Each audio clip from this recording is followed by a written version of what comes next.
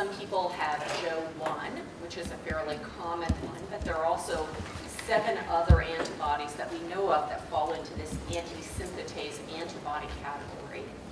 And those antibodies are to a specific part of the cell machinery called the tRNA synthetase.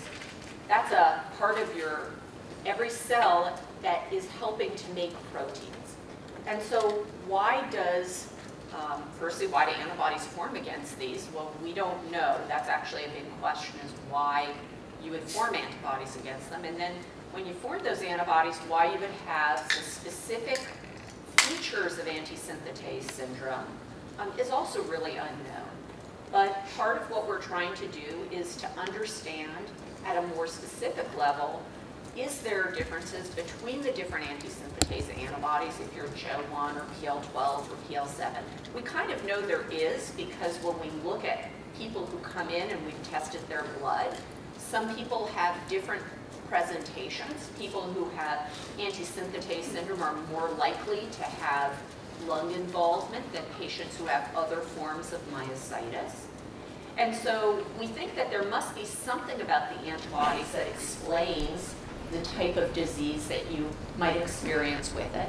But it's not as simple as if you have JO1, this is what you're going to have, or if you have PL12, this is what you're going to have. So there are obviously a lot of factors in a person themselves, your genetics, and also your environment, the things that you've been exposed to over the course of your lifetime. And we don't know what those factors are. That's also part of what we're studying. So one of the messages that I'm going to, I hope, leave you with is that, and you've heard this, I know, again and again, is that research is the way we move this field forward. It's the way we come up with better ways to treat people. It's the way we make life expectancy increase. It's the way we make sure that the drugs that you take are the ones that are the most effective. So I just encourage all of you, after this is done, to go home, if you're not involved in research, to consider if there are research studies that you might be involved with that would be beneficial to you. So let me ask you what questions you all have for me. And if you don't have any, I'll tell you a little bit more about what I think about when I think about antisynthetase syndrome. Yes, ma'am? So I heard from the internet, someone said that, when you have mechanic hands, it's kind of correlate to having the interstitial one. Is that true? So there are, when we do these studies, what we basically do is we say, okay, a whole bunch of patients have come to our clinic. We're going to ask them a series of questions about things that might have happened to them. And then we're going to say what things are associated with certain other things. So I gave this example yesterday when I was talking in another session.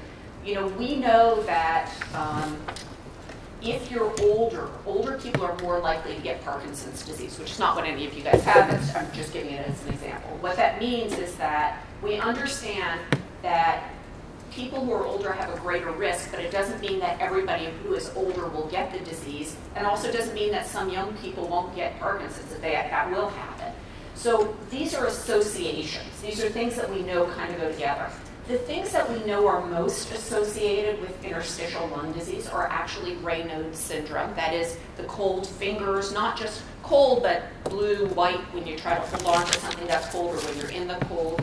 We also know that it's associated with changes in blood vessels at the base of your fingernail, which you may never have had anybody look at.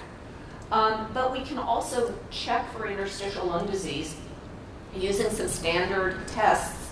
The first of which is called a pulmonary function test. And that's literally you go into the doctor's office and you blow into a tube. And we measure how much do you blow in your first second and how much do you blow in the total course of your ability to blow out. And we can compare that to a standard for somebody who's your age and height. And then we can say, did you reach 80% of what was predicted or 100% of what was predicted, or did you maybe only reach 60 or 50%? And if those numbers are low, if your volumes are low, or this thing called a diffusing capacity, and I'll tell you what that is in a minute, if those are low, that points in the direction of you having interstitial lung disease. We can also listen to your chest, and sometimes we can hear specific sounds with a stethoscope That doesn't always happen. Not everybody has these sounds, but sometimes we can hear that. But then we can confirm it by doing something called a chest CT scan. And what that is it's essentially an X-ray, but it's an X-ray that rather than compressing you into a flat surface, it actually takes pictures going around you so we can see what it looks like in the lungs as if we were slicing through you like a bread loaf. And that way we get a much better idea of all of the different levels of the lung and being able to look at it in a much greater resolution. And when we do that, we can see changes that are characteristic of what we call interstitial lung disease. Now, I didn't tell you what the diffusing capacity is. I want to go back and mention that. When we do pulmonary function testing, we often will do 3 tests. One of them is the one I described. It's called a spirogram. Take a big breath, blow, blow, blow, blow, blow, blow, blow. Any of you who've done this, you know what it is. It's very intimidating. Somebody's yelling at you, keep going, keep going, keep going, push it out, push it out. Okay, so that you know that one. So the other one is what's called a lung volume, and that's either done with you sitting in a big plastic box, breathing against a closed mouthpiece, or else they may just have you hold on to a little tube in your mouth, and they'll say, breathe, just relax, breathe back, now a big breath, now a little breath, you know. So that's the lung volumes. And then the last one is one where they'll tell you to take as big a breath in as you can and hold it and then blow it out. And that's what's called a diffusing capacity. And what that is used to measure is how well your body absorbs a gas that is similar to oxygen. So you know that the biggest part of what your lung is meant to do is to bring oxygen in from the air. In the air, oxygen is about 21% of the gas around us.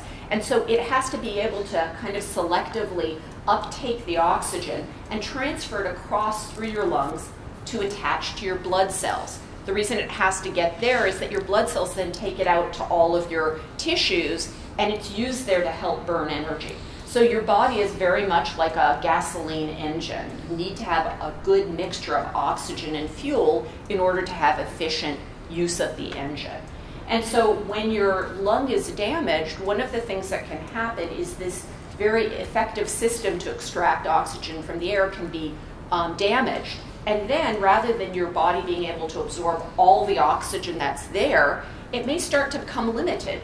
So when we measure things like a pulse ox, that is where we stick a little thing on your finger and have you walk around the room, we may notice that the oxygen level in your blood is dropping. And that's typically related to this function, this diffusing capacity of the lung, which is needed to get the oxygen in.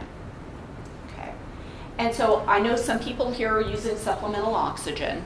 And what we do is that when that diffusing capacity starts to go down, let's say your diffusing capacity is only half of what it should be, or what it might be for somebody your age, then we can use supplemental oxygen, because if we push more oxygen into the lung, rather than having you inhale 21%, which is what we have in the air, maybe we're having you inhale 25%.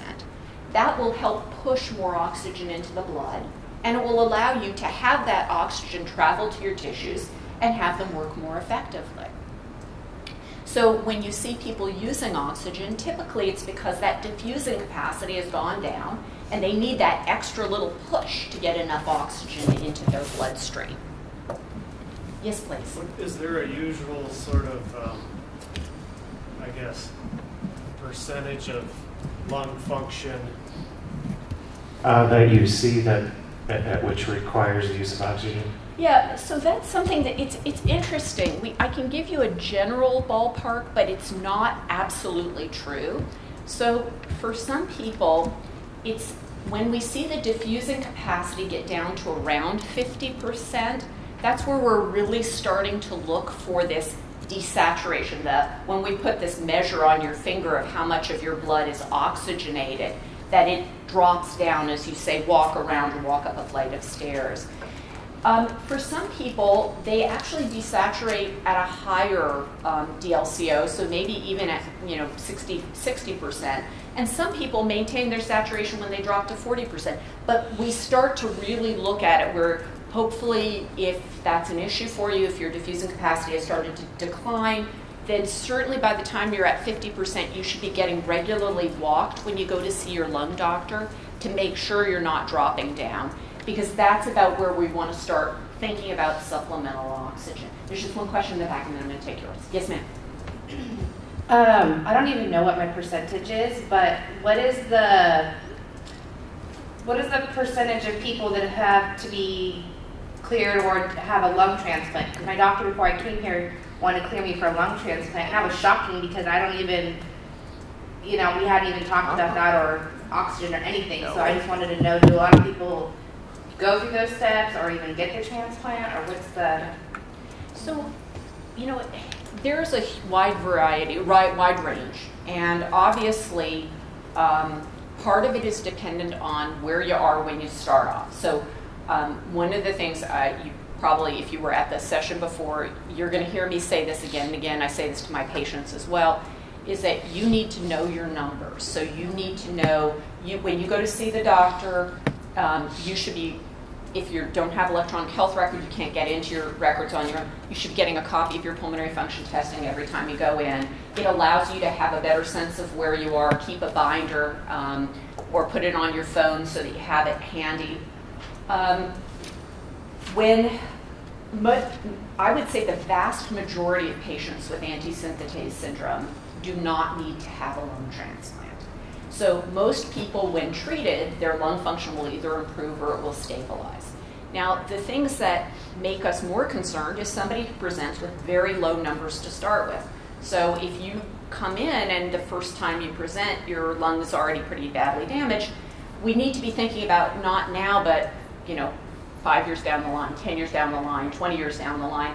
And so because of that, when you're younger, we are thinking more about transplant because we're thinking about not just now, but I have many patients who present in their 20s, and I'm thinking about they should have a 60-year life expectancy. I'm trying to think about what am I going to do for them over that longer course of time. And in terms of when to refer for lung transplant, that really is dependent on what your numbers are and what they're doing. So if you come in and your numbers are low, maybe your doctor's thinking, well, gee, I want to just make sure we don't miss the boat here. I'm going to have this person go in and see transplant. That's what he said. So. And then, typically the way the whole transplant process goes down is that you go the first time and they just tell you all the scary statistics. And then they look at you and they say, gee, you're not wearing oxygen yet. You're too early. Come back and see me in 6 months. And I have many patients where they went through that and they got followed for a couple of years. They had stable lung function. And then the transplant doctor said, actually, just call me when you need to see me again. Call me if something changes. And so I think that in transplant, what we really like to do is make sure we're not too late. That's really the key issue, is just making sure that you've gotten in front of somebody early enough that you have time for that whole workup to be done. That's what he said. He Yeah. said do all the tests that way every 6 months a year, 5 years, whatever you need it, you're ready to go. So, Absolutely. Because I never heard that, it was shocking. I was like, what do you mean lung transplant? Yeah, and it's tough because I often feel like people, I use this analogy a lot, and it's like you're drinking from the fire hose. You come in, the doctor tells you have this rare disease, it's affected your lung, that's even rarer, and by the way, maybe you're going to need a transplant. And it's just sort of like an overwhelming amount of information. And so I think that you really just have to parse it out and sort of say, okay, here's what I have to do for the next week and the next month. And then I'm going to start to think about what I need to do for the next 6 months, because it can be so overwhelming to think about what everything is. And you're starting on new drugs, and what are the side effects of those drugs, and what's the monitoring for them. So there's just a huge amount that kind of lands in your lap all at once. And so I think that really kind of saying to yourself, okay, what is my priority in terms of taking care of my disease for the next week, if I'm new, or the next month? And then just as you go into it, you can kind of extend your time frame. What are my priorities for the next year or the next 5 years? But it is really easy to get kind of overwhelmed just when it all starts up. Yeah. And I think you had a question for me. I just wanted to have a comment. Sure. About 14 years ago, when I was at 45%, oxygen was just at nighttime. That was it. It was like my closet secret. No one knew I had it. It was only supposed to be when I was sleeping. But as years progressed, now I'm down to 20% where I have to have it at all times. And myself, I am a pre-transplant patient as well. I did the first stage in the testing, and then I had to make a bargaining chip with the doctor, and I said, look, you know, how about if you just give me a little time, let me work on my health, and sure enough, they're putting it on hold, you know, so like the ball's in my court, so it is important to really take care of yourself, take care of your health, because a transplant is not what you want. It is not. I mean, I'm on one drug, and I would have to go to taking 32 drugs. It's really important to take care of yourself. You know, unfortunately, we're in a stage where transplant is a realistic option. I mean, it is. It is. If you are in need of a lung, then you can go through a lung transplant. But it's not like the magic wand. You know, it's not like, you know, you're going to take your car to Jiffy Lube and they're going to replace your muffler and it's all going to be the same as it was before. It's a big process to go through transplant. It's physically very demanding, which is why we really encourage people to stay in physical rehab and pulmonary rehab. It involves using a lot of medicines to help protect the transplanted lung. It takes a lot of follow-up to be seen. But the way we talk about this, and this is kind of a tough thing to hear, and I'm going to say it to you directly because that's just how I am. You know, we don't transplant people who have, you know, an infinite life expectancy. We transplant when people are thought to have less than 6 months to live. And so it's the Hail Mary pass. It's the thing that would possibly give you more time. But the other point of this is that we don't want to transplant until you absolutely have to be transplanted. We don't want you to have that burden of medications and all of the other pieces that go along with it. But when that time comes, if what is right for you as an individual, as a person based on your own kind of value system, if that's what you would want to do, we want you to be ready. So it's this constant kind of back and forth. Nobody wants to push you to get it too early, and nobody wants to push you to get it if it's not the right thing for you. I've had plenty of patients who've gone through the process, and at the end of the day, they said, you know, for whatever reason, I just don't feel spiritually like this is the right thing for me. And that's a perfectly legitimate decision also. That is the wonderful thing, is that we all have control over our own lives and our own health. That, you know, to that degree, we can say yes or no to what it is that is going to happen with us. Yes, so please. How do you further your research when antisynthetase syndrome is pretty rare? How do you further research when antisynthetase is pretty rare, as it were? Well, it's interesting. So some of you may know that we're at the Hopkins Myositis Center, and this was established. Lisa Christopher Stein and Andy Mammon and I set this up about, I guess it's about 13 years ago now. And we all kind of got together. We had shared some patients. We said, gee, you know, wouldn't it be good if we could all see our patients at the same time in the same place? And we went to the university and we said, gee, it would be really good. And they were like, oh, yeah, you can have Friday afternoon. Nobody wants Friday afternoon. So we had got our clinic on Friday afternoon. Yes, and lo and behold, what happened is it was like the field of dreams. You know, if you build it, he will come. Well, he and she and 1,000 of your favorite friends came. And we now have so many patients there that we've had to expand multiple times, and we're actually now, I'm getting ready to expand yet again, bringing in another pulmonologist. And so it's rare, except if you're in my clinic, in which case it's incredibly common. And so we've been very lucky to have an incredibly motivated patient population. Many, if not most of our patients enroll in our research program, and you know, we ask people to give us some of their blood. We ask them to fill in surveys for us. We ask them to, you know, when clinical trials come around, we contact them. So there's a lot of stuff that's going on. And we also collaborate with our colleagues. So Rohit Agrawal was talking about the fact that he's running a clinical trial with abatacept in Antisynthetase Associated lung disease. So we're one of their sites to recruit patients. And so part of it is creating a location where patients can come, and the other part is working with other colleagues who do this, and that's really what we've done. And I think that the next step that we need to take, and I mean, I think that the trial that Rohit is working on is very much the beginning of this, is we need prospective clinical trials. And what those are where, not just where you walk into my clinic. So we've recently published a little bit about which drugs are most effective for patients with myositis-associated interstitial lung disease. And the short answer is, if you are given Stealthset or you're given Imuran, probably they're equally effective. You know, they both seem to work. But what we would really like to do now is to say, we did that study based on, you walked in on the door and I looked at you and I said, gee, you look like a Stealthset person, you look like an azathioprine person. We didn't randomize it. We didn't say, is it equally good if I just randomize it? Something about how I see you affects what drug I offer you. And we know this because when we looked at it, our patients who got Imuran or azathioprine, they were actually sicker. So for some reason, when somebody walks in my door and they look sicker, that was the drug I reached for. And so what we need to do now is we need to actually do prospective trials. That is, when you walk into the clinic the very first time and we're saying, which drug should I give you?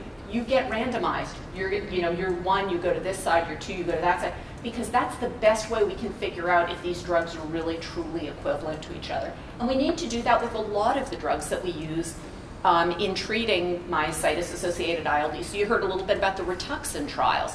We're very interested in figuring out who is Rituxan good for? Should we be giving it to everybody? Should we be giving it to a subset of people? What about people with IVIG? We use a lot of IVIG. And what I can tell you is for some people it's miraculous and for other people it isn't. We don't know how to predict that. That's what we want to figure out. We want to know, when you walk in the door, could I send a set of tests? Could I check certain things and say, you're the person who needs to go down this pathway and you're the person who's going to go down this pathway? Because that would even be a way of saying, you're the person who's going to have severe lung disease and I need to go ahead and send you to transplant evaluation because I think that's where you're headed, as opposed to you're the person who looks like their lung disease is going to be not a big deal and we're going to be able to treat it really easily. And that's really part of what we're after is figuring that out, not just after we started treating you, but before we even start treating you. Full disclosure, I go to Johns Hopkins 3 times a year. So yeah. I do participate in their research.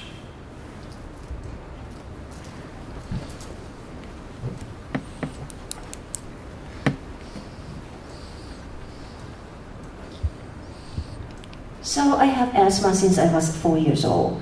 And if I have a problem with my lungs, can they just listen and tell me that it's from my asthma or from my disease? So sometimes you can hear different sounds depending on whether it's asthma and you hear some wheezing, or whether it's interstitial disease and you might hear a sound which is called a crackle. But the reality is that the other way you can tell that is using those breathing tests that I talked about, the pulmonary function tests. They're actually very good at distinguishing between asthma, which is I can't blow things out, versus interstitial lung disease, which is my lungs are getting smaller and it's harder to bring it in, but it's easy to push it out. So yes, so breathing tests are typically used, but depending on how it happens, you may also be able to be picked up by just your doctor listening at your chest. Dr. Danoff, you mentioned Imuran versus Stealthset. When people come, talking to several people at this conference, they're on Stealthset plus IVIG, Stealthset plus rituximab. How do you decide that? Right. You know, so I think that you heard this morning that one of our goals is to minimize the amount of prednisone people take. And why do we want to minimize it? Well, prednisone is an amazing drug. It's so helpful.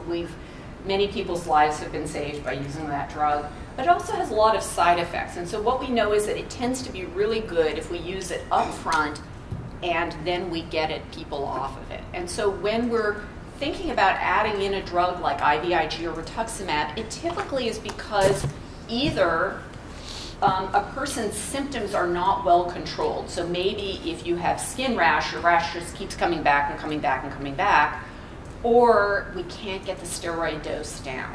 And so we generally like to get the steroids down under about, certainly under 10 and usually under 7.5 and 5 or even off.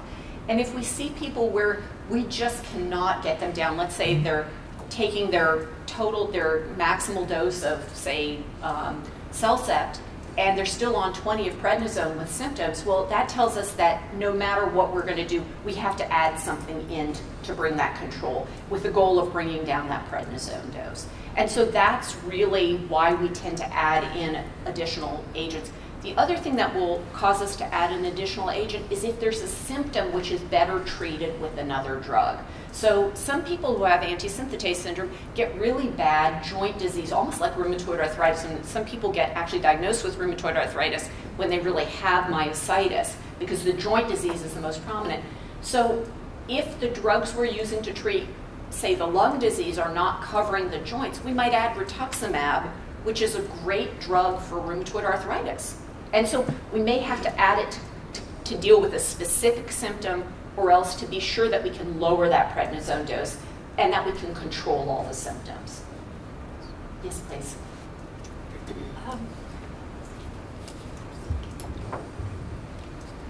With Rituxan, I've been getting Rituxan, and I went through Genentech because my insurance just flat out. I read about the trials that were done, and it failed because juveniles had to be included. Yeah.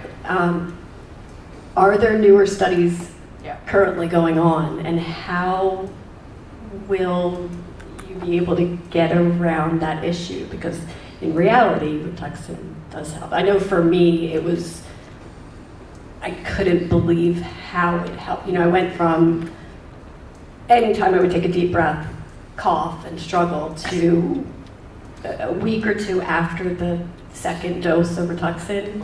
I was just telling them this morning, I remember the days that I took a deep breath and realized I didn't cough. You know, I mean, you bring up a couple really important points. One is that we need clinical trials because we want to use the best drugs for our patients. We also need clinical trials because we need to convince insurance companies to pay for drugs. And you know, there are actually ongoing clinical trials using rituximab. There's one in the UK, in England. Apparently in the UK, I don't know, is anybody here from the UK? No. They have a very different strategy. You know, in the US, if you've won the lottery of life and you get the insurance company, that's a very good insurance company, you can get access to anything. If you didn't win the lottery of life and you ended up with, I will not name them, insurance company, they're gonna complain and make it difficult to get anything, even if every other insurance company is covering it. And we've dealt with this at so many levels I can't even begin to tell you. In the UK, they have a different strategy, which is that either a drug is approved for everybody or it's approved for nobody. So at the moment, Rituxan is not approved for the treatment of myositis-associated ILD. And they have to have a national trial to show that it has efficacy. And then it will be approved, and it'll be approved for everybody. It doesn't matter, because they have a universal healthcare system. It will be approved for everybody. And in some senses, that almost feels more fair than a system where some people can get a medication that might be life-saving and some people just can't. They're just not going to be able to get it. And you know, we deal a lot with insurance companies and with the companies themselves that produce these for patient assistance, but it's incredibly frustrating. As I'm sure it is for you, you can only imagine that since we have I take care of just probably close to 1,000 patients, I feel that frustration about 1,000-fold. So, yeah. Yes. And I think there's also a question on the other side. I just had a quick question going back to the lung transplant thing. So if somebody was to get a lung transplant, does that mean they don't have ILD anymore? Or does it come back to the new lungs? So that's a great question, and that's been a big issue. You know, for a long time, there was a lot of concern about transplanting patients who had interstitial lung disease that was related to an autoimmune disease, because the thought was, oh, well, it'll just come back in the transplanted lung. In reality, we now have enough experience to know it does not come back in the transplanted lung. And partly it's because the amount of immunosuppression you need to host somebody else's lung in you is much greater than what we use to treat you when you have an autoimmune disease. And so in reality, it is not something that we worry about, and there's been a huge amount of attention to that because there was a lot of concern that maybe people would just recur, and so it does not. Yes, please. Over in the back, please.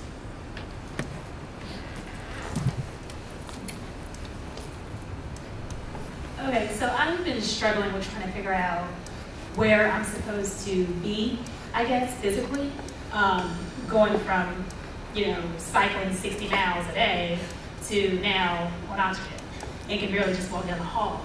So my question kind of is, with the treatment plan that I'm on currently, if I was to be introduced to like infusions, like IVIG or rituximab, whatever, along with the Stealthset and small prednisone, and then of course I'm getting the pulmonary hypertension being treated too with the sedative filled oxygenate, would that help my DLCO?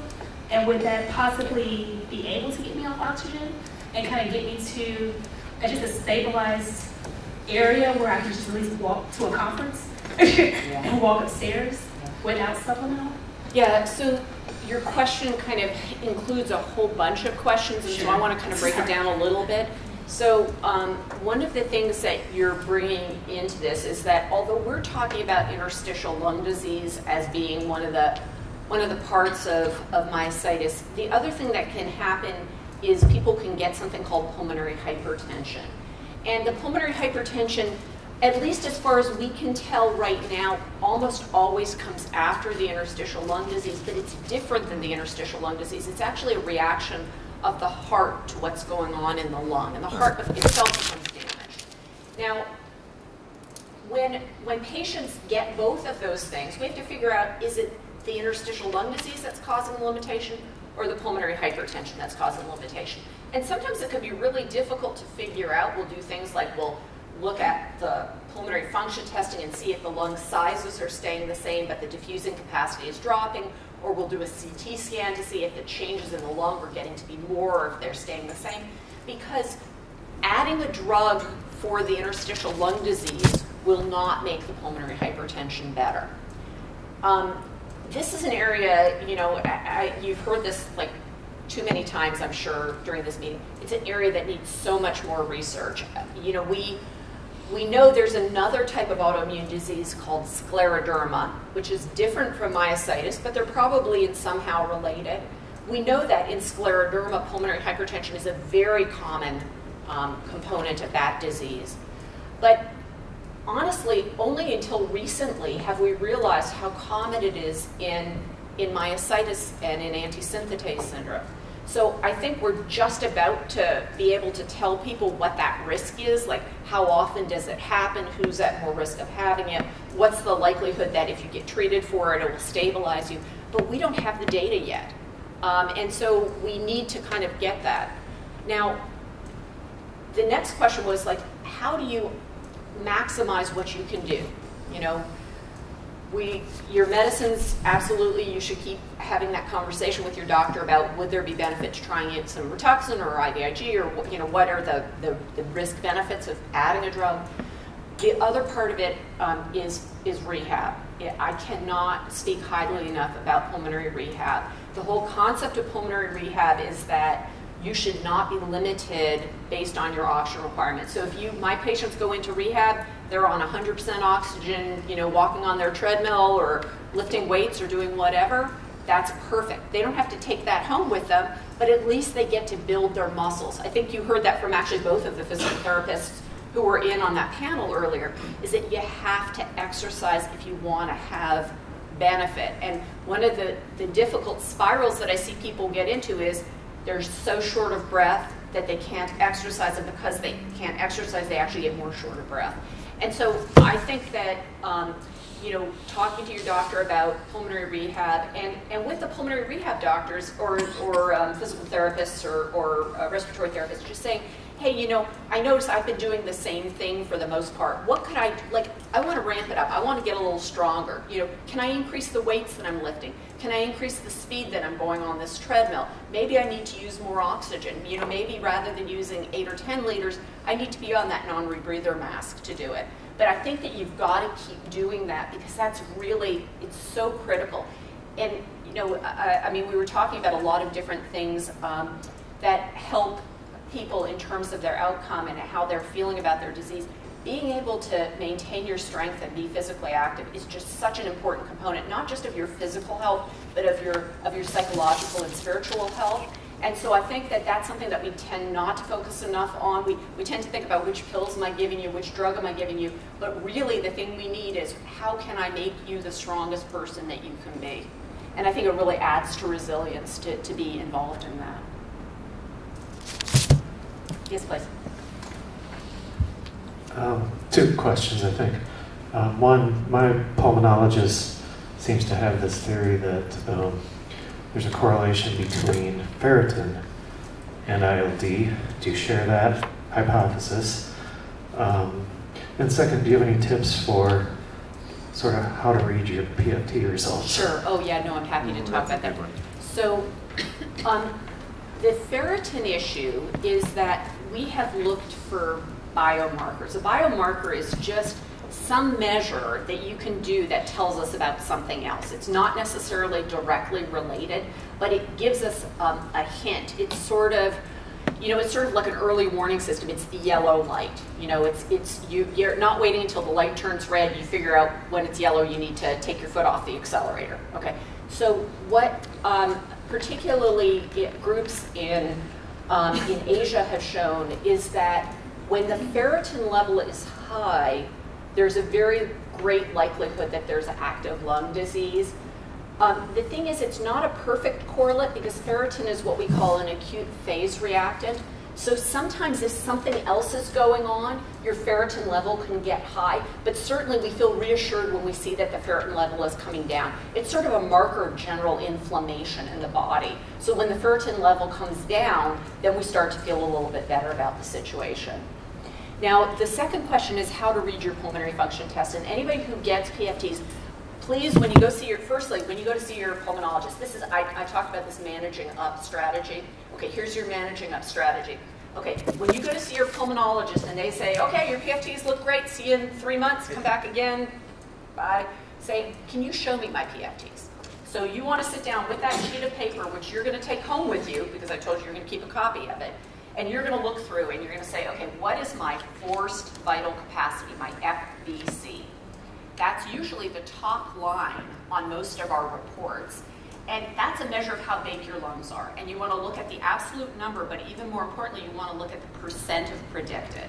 And as I said, your predicted is going to be based on your age, your height, and actually your race as well. It varies based on race. The normals are greater than 80% of predicted. And because pulmonologists are actually, we're all simple-minded, we actually use the same scale for everything. So above 80 is normal, between 80 and 65 is mildly impaired, between 65 and 50 is moderately impaired, and below 50 is severely impaired. And that range, that percent predicted, when you look at the FVC, the total lung capacity and vital capacity that are measured in lung volumes, as well as the diffusing capacity, you're going to use those same measures. Below 50 is severe, 50 to 65 is moderate, 65 to 80 is mild, and above 80 is normal, okay? And so you should look at those 3 lines on every single PFT that's done. So forced vital capacity, total lung capacity, and DLCO. And I know that our output, they're trying to actually make it so everybody uses the same PFT output, but ours actually lists your last however many you've ever had at the bottom. And I think that the other thing that's useful, in addition to looking at what is my number right now, is how has that changed over time? So if I look back over a year or 5 years or 10 years, are my numbers staying stable? Are they going down or are they going up? And that's a conversation you should have with your pulmonologist every single time you talk to them, every time you see them. Yes, ma'am. I don't think I've ever even had that test. They've only done CTs and x-rays to me, and I did one 6-minute walk, but should they be doing that every time? Yeah, a breathing test, yeah. So they're called pulmonary function tests or breathing tests. Yeah. Okay. Yeah. And so I need to do that every time. So here's what we usually say is that, if you had high blood pressure and you came into the office of your doctor and your doctor was treating you for high blood pressure, there's no way they wouldn't put a cuff on your arm and measure your blood pressure. So if the thing they're treating is your lung disease, they need an objective measure. It's like the blood pressure for the lung function. And so these tests are tough. I know that those of you who have had pulmonary function tests, I have patients who tell me, that they don't mind seeing me, but they hate the idea that they have to do PFTs first. They're tough. They work you out. You feel tired afterwards. You cough. So, but that's how we measure the stability of your lung disease. So it's an important measure to go alongside it. I typically say that in the first year after you're diagnosed, unless, I rarely find that I have somebody who has normal lung function when they're diagnosed, but I will check your lung function 3 to 4 times in the first year. If you're stable, I might back down and go to twice a year, but any changes in your symptoms, I'm going to get PFTs with it. And so, I mean, again, it's just one of these things. It's like, think about it like blood pressure. If you get put on blood pressure medication, they're going to check your blood pressure, and maybe you'll see the doctor 3 or 4 times the first year. If your numbers stay completely, if your blood pressure medicine works well, they might only see you twice the next year. But you wouldn't expect them to see you and think about whether you are on the right blood pressure medicine without actually checking your blood pressure. Okay? Yes, please. So at what point should an IOD patient see a cardiologist for pulmonary hypertension identification? Sure. So one of the things that we typically do is if there's either a physical, you can sometimes hear changes associated with pulmonary hypertension when you listen to the heart, but probably if you see a drop in the diffusing capacity that is out of proportion with the drop of the lung volumes, you should absolutely get an echocardiogram done. And we actually are now starting to echo most patients with interstitial lung disease once a year, because we don't know, we don't have that predictive capacity. So we're doing some research right now at Hopkins trying to figure out, is there something else we can use that will help tell us when a patient is about to develop pulmonary hypertension before they get down the line and start to notice that they're more short of breath. But we're not quite there yet. We have some ideas about what those markers might be, but we don't have the data yet to tell us what is the right marker. And so just as a sort of a kind of a compromise, what we've said is when you have these changes that are suggestive of pulmonary hypertension, and also when you have, if we get you in yearly, we're just going to check that just to be sure. Now, I want to talk about one other thing, which is I've mentioned an echocardiogram as being a good way of detecting pulmonary hypertension. Echocardiograms are an indirect way of measuring the pressure in the right side of the heart. And so when they're abnormal, they're often helpful for us. The problem we find is that sometimes, even though they look normal, the person already has pulmonary hypertension. So sometimes, if there are symptoms that are consistent with it, we may actually suggest a person go on to right heart catheterization, which is a direct way of measuring the pressure. And they feed in a little catheter. It actually goes in usually through just like an IV. It's on the low pressure side of the system, not like when you have to get a cardiac cath where they have to go in through your groin or through an artery where it's on the high pressure side. But sometimes we need that direct measurement to be sure that it's correct. It turns out that in patients who have interstitial lung disease, echoes are less accurate than in other patients. And we don't exactly understand why, but one of the doctors who was at Hopkins a couple of years ago did a study that showed when you took, not myositis patients, but scleroderma patients, if you did an echo and then you did a cath on the same day, that there was divergence in the patients who have interstitial lung disease, that it was less accurate. And so I just want to throw that out there because you might go to the doctor and they might say, well, your echo didn't look terrible, but we're concerned. We want you to go on to right heart cath, and that's the reason why. So you'd suggest an echo within the first year of onset? I think it's a reasonable thing. It's a non-invasive test. I think that it's the risks related to pulmonary hypertension are significant. So I think it's worthwhile. You said right. Goes right into the heart versus the femoral? Yeah, so when you do a right heart cath, the right side of your heart is actually the low pressure side. It's all the blood coming back from your veins, getting ready to go into the lungs. And so it's actually, relative to having a coronary angiogram or like having them look at how your left heart is, it's actually a much It's a much simpler procedure because there's no high pressure blood or anything. It's really a very simple procedure. And I mean, most people come out with like they get their little Mickey Mouse Band-Aid on their neck and that's it. And you don't have to hold pressure on it. You don't have to do anything like that. So what's the end result of one of those right? Yeah, what is the end result of a right heart cath? So what they can do is tell us, when they do the measurements, they can tell us, firstly, is the pressure on the right side of the heart elevated? Is it too high compared to what it should be? And is it because there's more resistance in the lung, so that it's like the pipes are too small in the lung, so the heart's pushing against small pipes? Or is it actually because the left side of the heart, which is the part that pumps to the whole body, is maybe a little bit overloaded? And one of the very common things we see is we all have, just because you have myositis doesn't mean you can't have all the normal stuff, all the regular stuff. And so we see people who have a little bit of heart failure, just the traditional stuff. They had high blood pressure during their lives, it wasn't adequately treated, they've got a thick heart, and now it's pushing pressure back onto their right side of their heart. Well, we treat the left side of the heart in that case, so you don't get treated for the right side of the heart, you get treated for the thing that's causing the problem.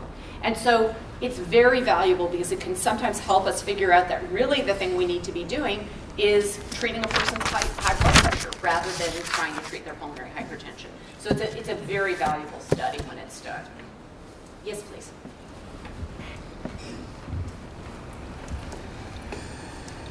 So going back to the transplant thing. Sure. When they do the evaluation and they see where I guess the fibrosis is located in the various areas of the lobes, do they just transplant the actual lobe or the whole lung? Because there's various different lobes. So for people who are younger than about 60, and this is an absolute rule, but it's a general strategy, you get 2 complete lungs. And the reason is that the lungs are hooked up to the rest of the body, including the heart, with lots and lots of blood vessels. And if you were to get something further out than right at the main connection, the blood vessels get too small, they can't hook them back up. So instead what they do is they actually attach them just as the lung comes off of the kind of the main split in the bronchus. And again, it's a technical issue. It doesn't mean you really needed all of that, but that's technically the easiest way to hook it back up to you. And the reason why they give 2 lungs to people who are younger is that you want to have them last as long as possible. If your lungs are redundant, you actually probably can get down to close to probably around 60% of lung function. If you're like me and you mostly sit at a desk, you won't really notice it until you try to walk up the stairs for your lung function to get down to 60%. And so what the idea is that if you're less likely to push that, you can get 1 lung. But younger people, they always want to give 2 lungs to. Yes, please. Dr. Danoff, I recently, just over the past 6 months, learned or heard that it's important to get an annual CAT scan of your lungs. I don't know if it's just for ILD patients or if it's everybody, and the concern was, I think we were told when we first got this disease to avoid radiation. Yeah. So that's actually a very controversial recommendation. So the question was about whether you should be getting a yearly CT scan. So now we're really going back historically. So 25, 30 years ago, in a different kind of interstitial lung disease called idiopathic pulmonary fibrosis, which is very highly linked to smoke exposure, there was a recognition that people were at greater risk, that IPF was sort of like a marker of risk for lung cancer, and it probably was because people smoked. And so patients who had IPF in the distant past would get a yearly CT scan. Whether they were doing the same, getting better, getting worse, they would always get a CT scan. But what we realized is that it meant that a lot of people who didn't really need a CT got one, and it increased, as you said, the lifetime exposure to radiation. There are now recommendations, if you have been a heavy smoker in the past, there are recommendations for annual screening. But for patients who are not, who have not had a very heavy smoking history, and who are not experiencing changes in their symptoms, it's certainly not mandatory to get a CT scan yearly. And in fact, I mean, you've probably heard me say this because we've talked about this before, is I use the radiation when you need it. I mean, if you're completely fine, your lung function is stable, I don't need to reassure myself by seeing your CT scan. And, you know, again, if something changes, if you're coughing up blood, of course I'm going to get a CT scan. Or if your lung function drops and we can't figure out why, I'm definitely going to get a CT scan. But just to do it yearly, just to have more information, I don't really think that that's necessary. But again, we need studies to figure that out. And sometimes when you're getting these, part of the question is, does it actually change what's going to be done? And so asking the doctor, how's this going to change what's being done, is always a very reasonable question. Yes, please. So I'm wondering about the ILD symptoms, because I would say a month before I got diagnosed, I have sharp pain in here. And during the course of treatment, when I kind of got worse, I would have sharp pain again. So is that related or is something else? Yeah. No, it's fascinating. People describe really interesting, we don't generally think of the lungs as being associated with pain, but many of our patients who have interstitial lung disease will talk about a discomfort, particularly if they take a deep breath, which, you know, it's obviously, there is some sort of sensor that's recognizing that there's an abnormality, but we don't understand what it is. We don't understand, like, what is it? Is it that the lung is stiff or the lung is inflamed? Clearly, much like the cough that will go away, when the lung disease is very fully treated and the lung is healing, that weird sensation will go away too. And it's very different. Each person describes it in a different way. Some people describe it as being a very uncomfortable pain, and some people just describe it as being like a burning feeling when they take a breath, or an uncomfortable sensation of taking a big breath. So it's very variable with different people. I wish I understood why it happened, but after I heard 5 patients tell me that, I suddenly realized that that was something it's just not in the literature. I mean, people just don't know that that's part of the symptoms. And so that was definitely something I learned from my patients. Is that all the time, or No, it's just it's like one of those things? I'm occasional. embarrassed to tell you that. Nope, It's that's so how I rare knew that something's I wrong. get that. Yeah.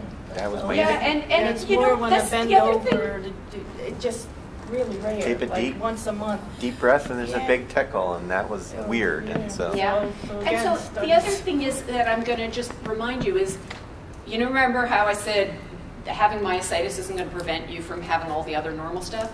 Having myositis isn't going to prevent you from all the normal odds and ends. Like part of what is difficult is kind of sorting out, like, oh, I have an ache and pain. Is that like just because yesterday I lifted too heavy groceries, or is it because something is really wrong?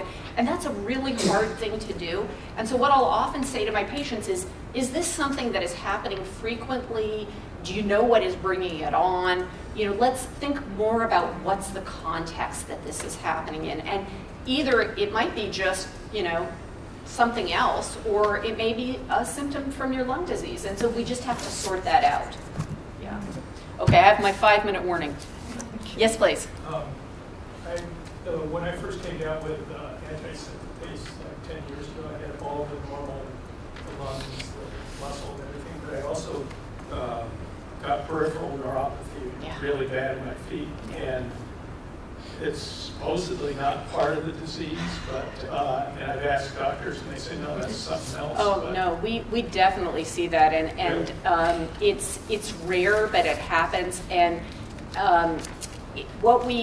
what I can tell you is that we have found that there are a number of patients who have what's called a small fiber neuropathy, which is different from like the classic neuropathy that goes along with like being diabetic, or having a pinched nerve or something like that. Those are large fiber neuropathies. These are neuropathies that happen way out in the skin. And so what the